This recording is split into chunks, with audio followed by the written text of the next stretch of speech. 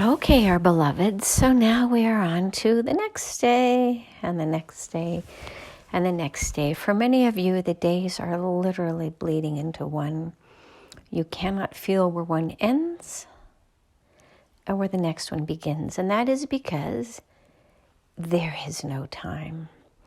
You have created these yardsticks, these measurement tools to say, this is this day, this is that day, this is the next. But really, it is merely energy that blends and flows together. Some days feel longer, some feel shorter, but you know that that's not true because the measurement stick is the same, right? A yard is a yard is a yard is a yard. But that's not true, right? How can one day feel longer and another day shorter? It's an impossibility unless you finally acknowledge that your measurement is not accurate. Time is fluid. Time is fluid. Time is fluid. So now, what does that mean for you? What do you do with that knowledge? How do you apply it to maximize your goals, your intentions, your desires, your intended results, your wishes, your dreams, your powerful magical potions put into play? You're beginning to see how manifestation, prayers, setting a desired goal or outcome, whatever you want to call it, well, it arrives at just the right time. So there are certain things that you guys have pre-designated days upon which certain events will occur. Election Day, Inauguration Day, 4th of July, Thanksgiving, you understand what we're saying. But other events are more fluid because the timing of those must align beautifully and perfectly with the energetic imprint within which you find yourself. Or some would argue that your energetic imprint must align with the pre-designated days of the events. It doesn't really matter which purist you are, which of those you believe to be true, because at the end of the days align with the energetic imprint upon which you find yourselves or within which you find yourselves. So here is what we wish to share with you today. When we look at humanity and how your lives as a whole, based on probabilities, are going to play out, see it as a series of dominoes, right? So now, some dominoes have to trudge uphill, not literally, but figuratively. And so depending upon how tired they are or how energized they are, they may be delayed in their arrival or they may actually arrive earlier. And when that happens, the energetic imprint has to realign itself, right? It is like a code, a computer code that has a self-correcting mechanism built in to align everything, the events that will unfold in the coming days, months, weeks, right? So now why are we sharing this with you today? Because you have such a tight grip on how you think that things will play out and why they will play out, because there are some grand masters up there at the top puppeteering everything, and you seem to think that this, we're going to call it the patriarchal hierarchy, right? You seem to think that it comes together into one pinpoint pinnacle, and it doesn't. So what if we were to tell you that there are 100 or 1,000 or even 1,000,000 of those pinpoint pinnacles, all working together in harmony or in opposition to one another, right? And how one faction may rise and they get hit on the head like a whack-a-mole, and then another one elsewhere will arise. So if you see the quote-unquote elites or the energies or whatever it is or whoever it is that you believe is managing this process, but if you realize it as a factious group, which means that none of them are in symbiotic balance, you will begin to realize even those energies that are pulling and pushing your collective experience, even they cannot agree on how they would like for things to play out, right? So now picture a soccer game between two parties and lots of players. Now, what if you have picked your favorite team to win that soccer match because of past games, because you know who was favored to win, who are the most talented players, who are the most talented coaches, who are the most talented managers, who have the best sponsorship, who have the most visitors or supporters in the stands cheering them on. You're beginning to realize now that it's not just one single group. It is multiple groups with multiple factors at play. And when you begin to realize that nothing is preordained or foretold, but that your energies literally will support who the winner is by your energetic imprint individually and collectively, and that those whack-a-moles are just simply an energetic expression of who you are and where you are at any given moment, you will appreciate that it is not easy to say who is doing what, because it's constantly changing. So why even bother? Why bother who the factors are, who the players are at that level, when they really are just merely an expression of which energetic bubble the collective is giving the most energy to? So if you focus on hate-filled things, you're feeding those bubbles, you're blowing them up, thereby increasing the likelihood that that is going to be the most prosperous whack-a-mole head popping up. So realize that where you put your focus, where you put your intentions, is where the next expression of energetic release appears or arises. And when you realize that it's just literally that simple, that you are a musical instrument with many keys and notes and strings and chords that can be played, instead of playing a disharmonious chord where the vibration literally just makes your ears and your head hurt, why not find those factions that are within balance or accord to what is pleasing to your ears? Now, each of you will differ. It's like looking at artwork. One man's trash is another man's treasure, right? The varying forms of music are because there are different expressions of what is appealing and beautiful for the producer, right, the manufacturer, as well as the listener.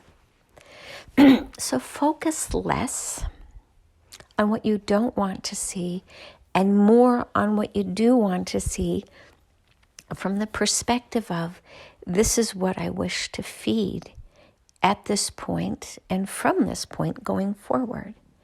Because now that we are in this manifestation energetic imprint, your thoughts, your beliefs, your intentions, your actions, your everything are literally putting a coin into that jar.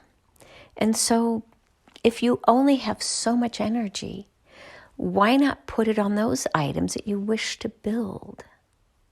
And when you do that, you literally are funding that activity, that policy, that belief system, that energetic imprint. So if you wish to have more hate, then continue to focus on the hate. And if you wish to have more beauty and peace and prosperity, start to think about how you would like to prosper yourself as well as humanity. And don't look at the world because that's just too big. Look at your community, look at your neighborhood, look at your neighbors, look at your friends. Build it small. Build it upon a foundation where you actually have some control.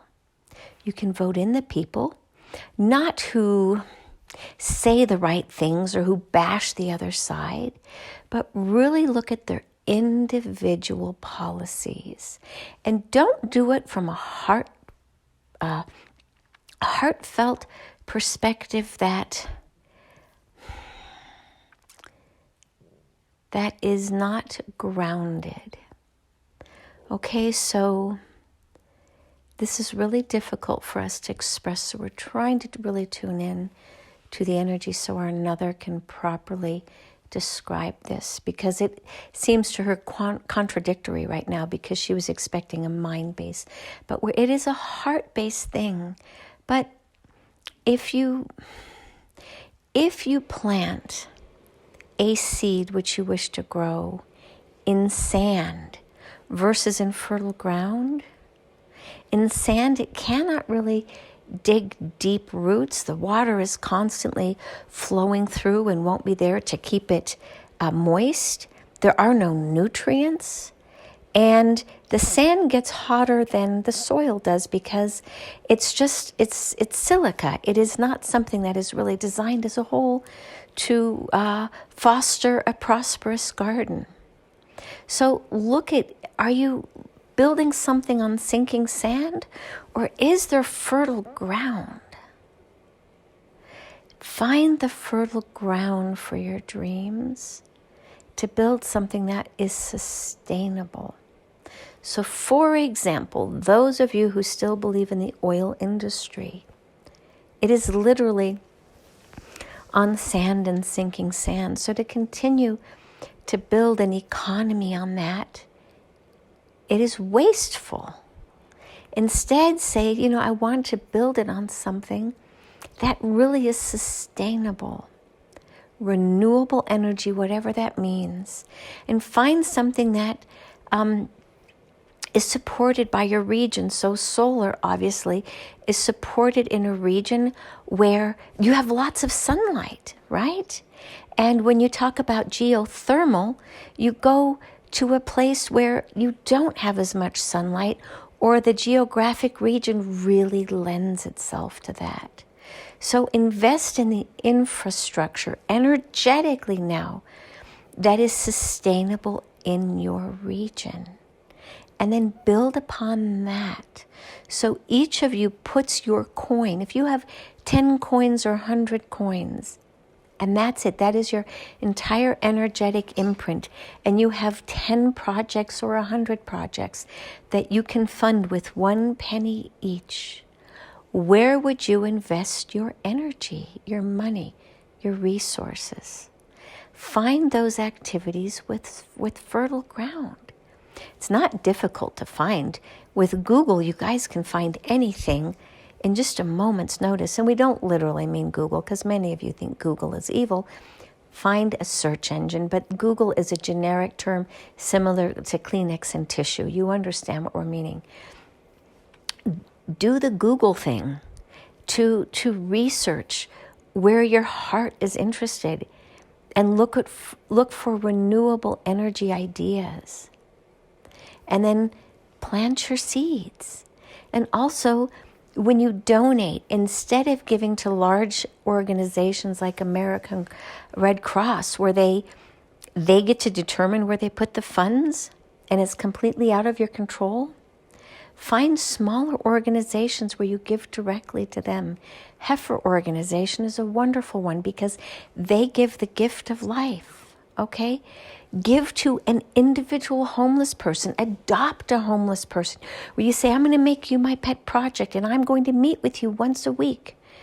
at this cafe, and we're going to talk about what your needs are and how I can support you. Find just a smaller place where you can make a difference instead of these multinational corporations where their overhead is so high and their CEOs are so well paid that a primary amount of their funding goes to overhead and not to the underlying cause. They do have a purpose, hurricane relief, all that, we get that. But also give to small local organizations. They are struggling these days. And the American Red Cross may only give to certain regions, but what if they don't give to your region? Find local communities, volunteer, connect, protest lovingly.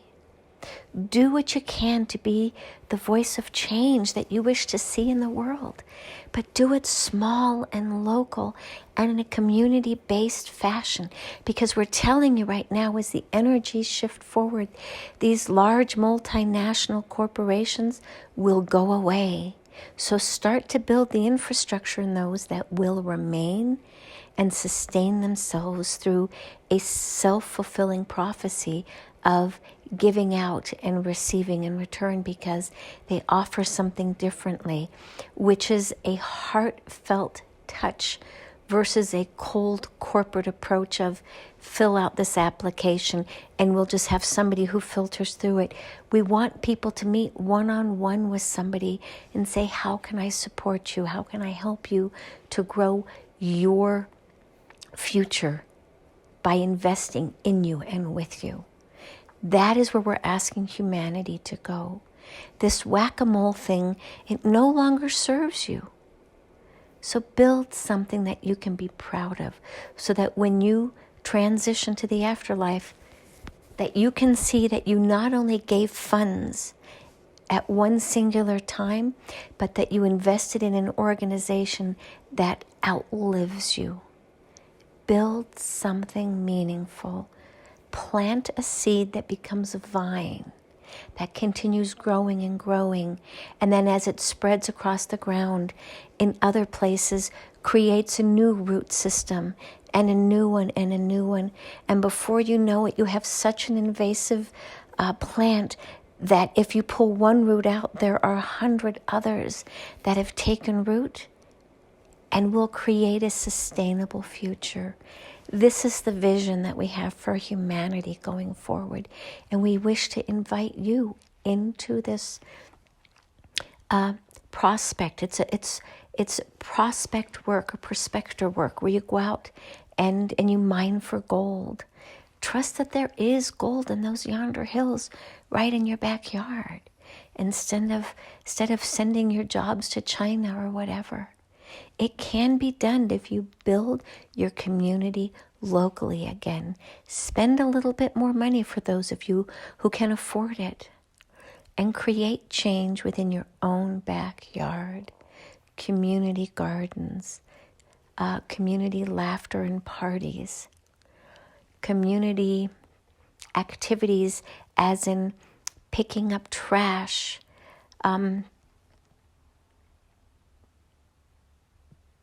creating a